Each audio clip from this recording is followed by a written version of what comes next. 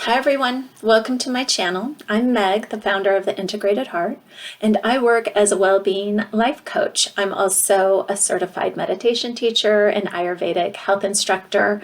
I teach psychology and stress management, and I want to share some of the practices, especially in positive psychology, the wisdom, and all of the goodness so you can enhance your life and your well-being. And I created this channel called One Life with Meg because, well, I'm a life coach and we only have one life to live right now. So let's dive into the things that really matter and explore all of that. And today's question is, how can I set goals I will actually achieve? As I'm recording this, it's January. And when we think about January, it brings in the new year, and we hear a lot about New Year's resolutions. And it's interesting because this is actually a sleepy time of the year, winter, where we have less daylight, it's colder, it's wet outside. It's not necessarily makings of invigoration and resolutions and goal setting and going out and achieving them. So one reason you may have experienced some difficulty achieving goals is if you're in the months of winter, when we can look at winter as more of planting the seeds of intentions for what we want to blossom in the remainder of our year. And we can think of it as, as a long run and not a short sprint, so more like a marathon.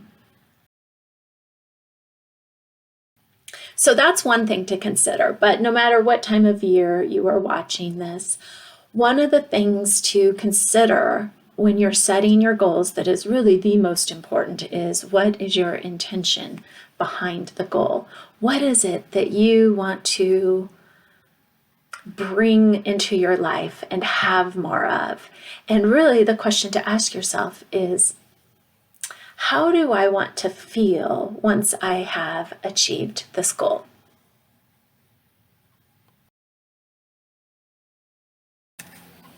By setting an intention for your goal, you're ensuring that what you've identified is really meaningful to you and it's most important to you. It's not a reflection of someone else's vision that they have for you, or it's not necessarily you wanting to be someone else because you're comparing yourself, or, oh, my friend's doing this, so it sounds like a good idea. So setting that intention can help you get really clear on why this is the goal for you.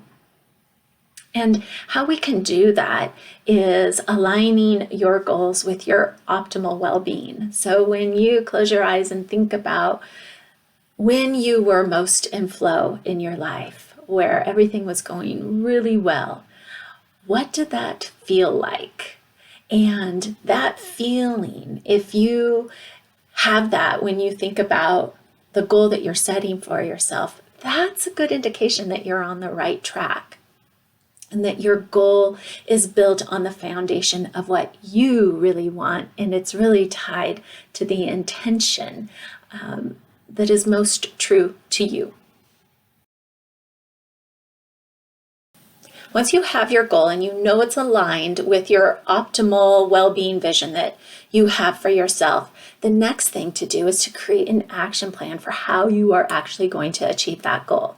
Now, this is a step that can feel very overwhelming if you think about where you are at right now and where you want to go. It can feel like it's a really wide span. So action steps help us break down what it is that you can do to achieve that into smaller steps. And the one thing that I really want you to keep in mind is that small steps count. Not only do they count, they're really optimal because they give you little wins along the way. They keep you focused. They allow you to have these early wins and celebrations. And also when you keep them small, you're more focused and you are more likely to enjoy them more. Oh, and you can also set them up to enjoy them more, to surround them with things that you really love and love to have around you. So if it's a work goal or a project, you can think about bringing things into the space that fill you up. It could be a candle that smells good, or visual cues that motivate and inspire you. And the other thing that you want to keep in mind with your action plan is to be sure that you're writing down all the little steps that will take you from point A to wherever you're going at point B. So you've set up your goal, it's aligned to your optimal well-being. You have a higher intention for this goal to feel strong or to feel accomplished or like you're making an impact on the world. And you've outlined the small steps that you're going to take along the way to achieve it. You've also written them down. And the last thing to have in place is a contingency plan, because the one thing that you will know you can bet on and know for sure is that things will come up. We'll call them obstacles. We'll have some obstacles that sometimes can get in our way of achieving the things we want to achieve. And obstacles can be inner obstacles like self-doubt or some limiting belief you may have about yourself, but they can also be outer beliefs like something was canceled or someone got sick. Everyday distractions, and anything in that category of an obstacle that is outside of yourself. So what we want to do when we create our contingency plan is, number one, know that the obstacles will happen, and that's okay, but we'll create if-then statements for you to follow. If something comes up, then I will do this. So if you miss a day of really being able to dedicate the time you'd like to on the project you're working on, then you'll be sure to carve out 15 minutes, 30 minutes, an hour the following day. So maybe it looks like if I miss a day of doing X, then I will make sure I do it the next day. And also, it doesn't have to be so action-oriented, these contingency plans. They can also be, if I make a mistake, then I'll put my hand on my heart and forgive myself.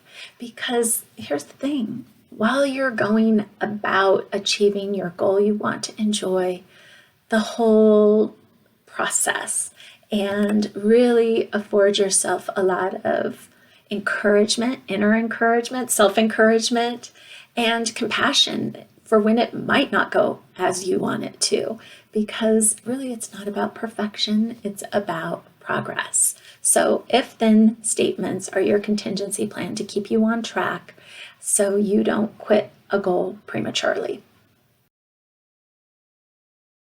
The last thing to really help you achieve a goal that you've set for yourself is to get support.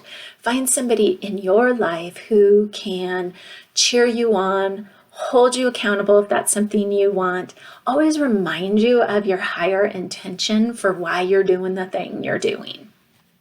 And that's where I can come in to help you, because this is what I do with my clients in one-on-one coaching. So if you are at a point where you are ready to finally take yourself off the back burner and do the thing that you really want to do, that really matters to you, and you're motivated to change and to make it happen, then I can help you in one-on-one personalized coaching sessions where I help you achieve the goal or goals that you're setting out to achieve. You want to do everything you can to set yourself up for success and to get the results you want. And know that when you decide not to make a change, that is a choice. But I suspect if you're watching this video, you're ready and it is your time. And you finally are at a point where you want to create time for the things that matter most to you. And this could be in any area of your life, in your work life, your personal life, how you spend your time, with how you have fun and experience joy and happiness, and how present you are to your family, to yourself, to your personal growth. So if that is something that sounds good to you, know that I am available for an Activate Your Well-Being call where you and I can chat, discuss the areas in your life where you want to make a change. And, whether or not we decide to work together, you'll still walk away from this call with some ideas about how you can move forward. And that is a complimentary call that I offer.